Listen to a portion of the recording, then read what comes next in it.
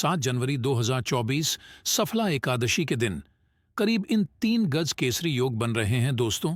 इन 3 योगों के निर्माण की वजह से इस एकादशी पर भगवान विष्णु और महालक्ष्मी की असीम कृपा बरसने वाली है। और अगर इस दिन आप चुपचाप किसी को बिना बताए धनय से जुड़ा यह अचूक उपाय कर लेते हैं तो आपकी सभी समस्याओं का हल संपूर्ण रूप से हो जाएगा। दोस्तों, एक साल में करीब 24 एकादशी पड़ने वाली एकादशी सभी में सब बड़ी मानी जाती है।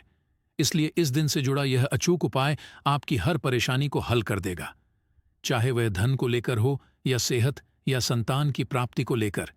इसलिए दोस्तों, वीडियो को आखिर तक जरूर देखें। और दोस्तों, अगर आप भी अपने जीवन में भगवान श्री हरि विष्णु की कृपा पाना चाहते हैं तो इस वीडियो को लाइक करके कमेंट में जय श्री हरि जय महालक्ष्मी लिखना ना भूले। दोस्तों, हर साल मार्ग मास के शुक्ल पक्ष की एकादशी तिथि को सफला एकादशी मनाई होती है। सफला एकादशी का दिन श्री हरि विष्णु को समर्पित है। इस दिन जगत के पालनहार श्री हरि विष्णु अपनी 4 महीने की योग्य निद्रा से जागते हैं। इसके बाद से ही सभी मांगलिक कार्य आरंभ हो जाते हैं। इसके अलावा सफला एकादशी भगवान विष्णु को प्रसन्न करने के लिए भी बेहद उत्तम मानी जाती है। इस दिन भगवान को प्रसन्न करने के लिए कुछ लोग व्रत रखते हैं और पूजा करते हैं। इस दिन सच्ची श्रद्धा और भक्तिभाव से भगवान विष्णु की पूजा करने से सभी मनोकामनाएं पूर्ण होती हैं। दोस्तों, एकादशी, देव प्रबोधिनी एकादशी ऐसे अनेक नामों से जाना जाता है। इस दिन सभी मांगलिक कार्य जैसे विवाह, मुंडन, गृह प्रवेश, उपनयन, संस्कार आदि फिर से शुरू हो जाते हैं। इस दिन तुलसी विवाह भी किया जाता है। इस दिन की पूजा आराधना करने से मोक्ष की प्राप्ति होती है और विशेष उपाय करने से जीवन की परेशानियों को दूर किया जा सकता है। परंतु यह सब पाने के लिए शास्त्रों में बताए गए का पालन करना सबसे पहले आवश्यक होता है। इस दिन संभव हो तो पवित्र नदी, सरोवर में नहाए या फिर घर में ही नहाने के लिए पानी में तुलसी के पत्ते या गंगा जल ढालक नहाए। देवोत्थान एकादशी व्रत के दौरान निर्जला या सिर्फ पानी ही व्रत रखना चाहिए। अगर आप बीमार, उम्रदराज या गर्भवती महिला हैं तो इस व्रत के दौरान फलाहार भी कर सकते हैं। इस दिन भगवान विष्णु के मंत्र का जाप करना चाहिए। दशमी तिथि ब्रह्मचर्य का पालन करना चाहिए। जमीन पर चटाई बिछाकर सोना चाहिए। इसके एकादशी के दिन तामसिक आहार जैसे प्याज, लहसुन, मांस, मदिरा, बासी भोजन आदि बिल्कुल ना खाएं। पूरी तरह से सात्विक भोजन करना चाहिए। सफला के दिन चावल नहीं खाने चाहिए। धर्मशास्त्र में कहा गया है कि यह देवताओं को भोजन समझा गया है। ऐसे में इस दिन चावल खाने से व्यक्ति के सारे पुण्य हो जाते हैं। सफला के दिन किसी के घर का भोजन भी नहीं खाना चाहिए। यहाँ तक कि दूसरे के घर का पानी भी नहीं पीना चाहिए। के दिन भगवान नारायण को पान अर्पित करना, ऐसे में व्यक्ति को नहीं खाना चाहिए। इसके अलावा पर मसूर की दाल, बैंगन खाना वर्जित समझा जाता है। सफला एकादशी के दिन बाल, दाढ़ी, नाखून आदि काटने से बचना चाहिए। दशमी के दिन ही सूर्यास्त के घर में झाड़ू लगा ले। एकादशी के दिन झाड़ू लगाने से परहेज करें, क्योंकि झाड़ू लगाते समय भूलवश जीव मर जाते हैं और इसका पाप लगता है।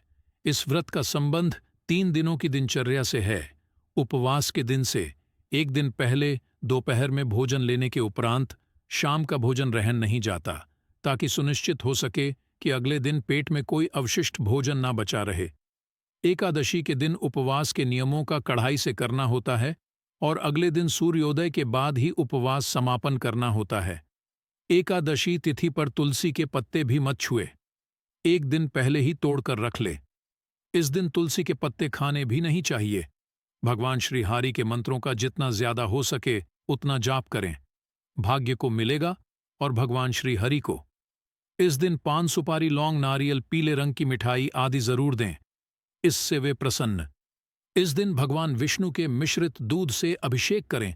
इससे आपकी सभी मनोकामनाएं पूर्ण होती हैं। धन में वृद्धि होती है। एकादशी के दिन भगवान विष्णु को सफेद मिठाई या खीर का भोग लगाए, फिर तुलसी के पत्ते जरूर डालें। इससे आपकी पूजा संपूर्ण होती है। भगवान को नारियल और बादाम विशेष तौर पर प्रिय है, इसलिए भगवान को एक पानी वाला नारियल और थोड़े से बादाम अर्पित कर दें तो आपकी जो है वह पूर्ण हो जाती है। आपके कार्य पूरे हो जाते हैं। परंतु सबसे पहले इस दिन सुबह जल्दी उठकर स्नान करने के बाद घर के मुख्य द्वार पर आम या अशोक के पत्तों का तोरण लगाएं। फिर घर की सफाई करें, भगवान श्री हरि की पूजा करें। दोस्तों, पीपल के पेड़ पर भगवान श्री हरि, विष्णु और महालक्ष्मी का वास समझा जाता है, तो इसमें एक लोटा जल में थोड़ी सी शक्कर डालकर पीपल की जड़ में अर्पित कर दें। इससे श्री हरि और महालक्ष्मी दोनों का आशीर्वाद मिलेगा और धन की कोई कमी नहीं रहेगी। अगर आप पितृ दोष से पीड़ित हैं, जैसे कि घर की बरकत रुक गई है, घर में क्लेश होते हैं, उदासी छाई रहती है, संतान सुख नहीं मिलता, नौकरी रोजगार में परेशानियां आती हैं, तो हो सकता है कि आपके पितृ आप श्रेष्ठ हैं। ऐसे में पीपल के वृक्ष में एक लोटा जल में एक चुटकी काले तिल, 2-4 बूंदे गंगा जल और थोड़ी सी मिश्री डालकर अर्पित कर दे। इस पीपल के नीचे सरसों के तेल का दीपक जरूर जलाएं। आप चाहे तो तेल का दीपक भी जला सकते हैं। इससे पितृदेव सस हो जाते हैं और जीवन की तमाम परेशानियों से आपको मुक्ति दिलाते हैं। तो इस दिन पीपल में जल चढ़ाने से इस शुभ दिन पर आप भगवान विष्णु और महालक्ष्मी के साथ ही पितरों की भी कृपा पा सकते हैं। इस दिन घर के पूजा स्थान पर घी का दीपक जरूर जलाएं। इस दीपक में लाल धागे की या मौली धागे की बात होनी चाहिए। इस दीपक में एक रख दें और फिर पूजा करें। इस लौंग के जलने से, इसकी खुशबू से घर वातावरण सकारात्मक हो जाता है और भगवान श्री को पीले फल यानी कि केला, गेंदे का फूल आदि अर्पित करें। वही विष्णु जी को चावल अर्पित नहीं किए जाते हैं और अगर करना ही है तो सफेद चावल अर्पित न करें, उनको हल्दी से रंगा कर अर्पित करें। भगवान श्री हरि के माथे पर तुलसी की मंजरी या तुलसी के 2 पत्ते जरूर अर्पित करें। इस बहुत प्रसन्न हो जाते हैं। आपकी हर मनोकामना भगवान श्री हरि पूर्ण कर दें। इस दिन जब आप तुलसी में जल अर्पित करेंगे तो लोटे के जल में 1-2 बूंद दूध, 1 चुटकी हल्दी और थोड़ी सी शक्कर डालकर तुलसी में अर्पित कर दें और वहीं बैठकर वासुदेवाय का यथाशक्ति जाप करें। इस तरह से आप तुलसी की पूजा करके भगवान श्री हरि को मना सकते हैं। और जब आप विष्णु जी की पूजा करेंगे तब 1 सिक्का आप जरूर अर्पित कर दें। अगर पिछली एकादशी में अर्पित किया हुआ है तो उसी को फिर से अर्पित कर दें। बाद में उसे रख लें। इसके साथ में रखने से जीवन की मुश्किलें दूर हो जाती हैं। तो यह वह छोटी छोटी चीजें हैं जो बहुत मायने रखती हैं। पूजा उपासना में इनका नियमित आलंबन करें। आज हम आपको एक विशेष उपाय बताएंगे।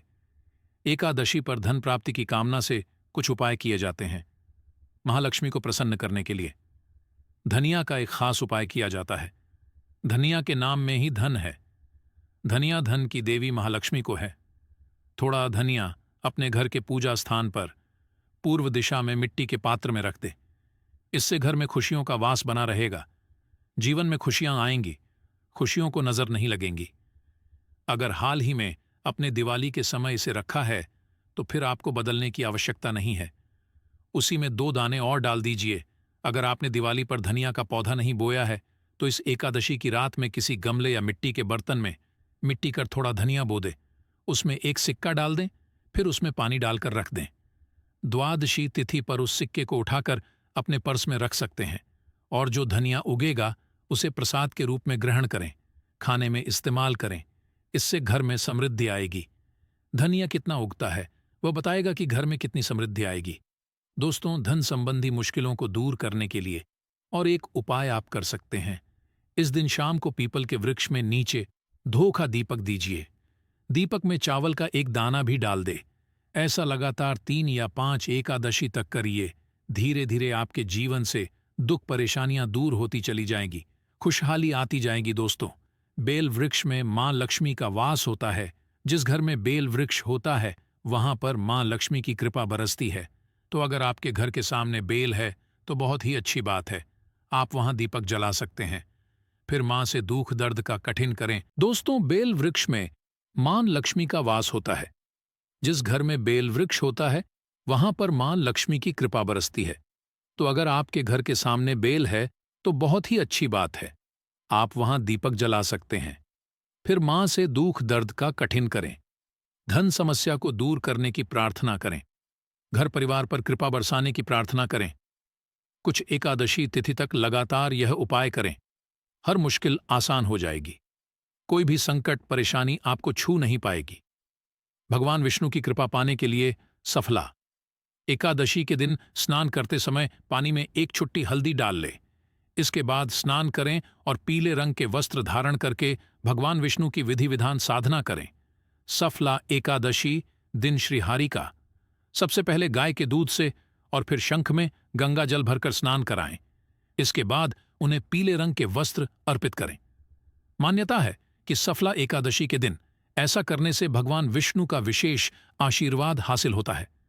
सफला एकादशी के दिन भगवान विष्णु की पूजा करते समय उन्हें केसर अथवा पीले चंदन या हल्दी का तिलक लगाए। साथ ही साथ भगवान विष्णु के प्रिय पीले रंग के फल चढ़ाए हैं कि इस उपाय को करने से भगवान विष्णु शीघ्र ही प्रसन्न होकर भक्तों को मनचाहा आशीर्वाद देते हैं। अगर आपके नजदीक भगवान विष्णु का मंदिर ना हो तो आप भगवान विष्णु के अवतार भगवान श्री कृष्ण की मूर्ति की भी पूजा करके सफला एकादशी का पुण्य फल हासिल कर सकते हैं। ईश्वर की साधना आराधना में मंत्र जप का विशेष महत्व होता है।